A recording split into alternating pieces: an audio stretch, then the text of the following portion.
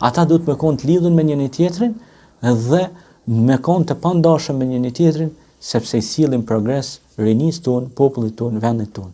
Sa më shumë që lexojmë, aq më shumë kombin e përparojmë, vendin tonë e çojmë përpara.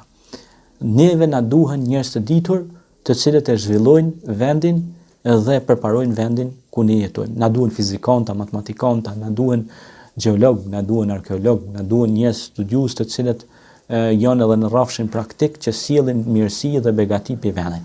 Dhe ky Allah i madhreshëm me fjalën e za i thirrë gjithë popujt, i thirrë gjithë civilizimet për ndryshim.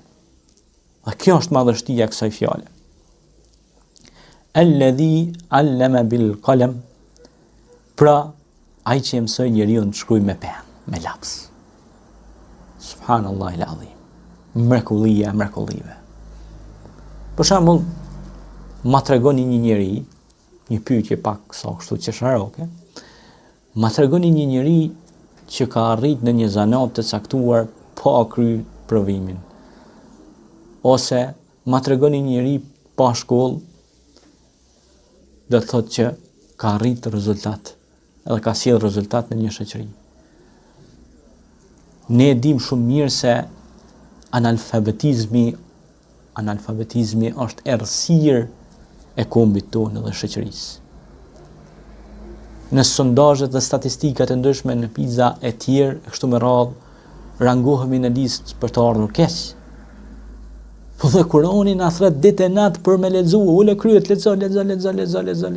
Studio.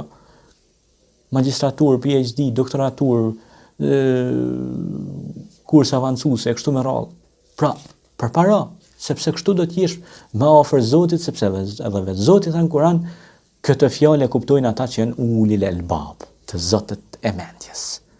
Dhe si bash poseduesi i mendjes, duke mos lexu, duke stagnu, duke mjetë në provime, duke lënë në gjys shkollën, në gjys fakultetin, në gjys studimet, një gjë që është në gjys e pa përfunduar, ajo s'ka begati për saj.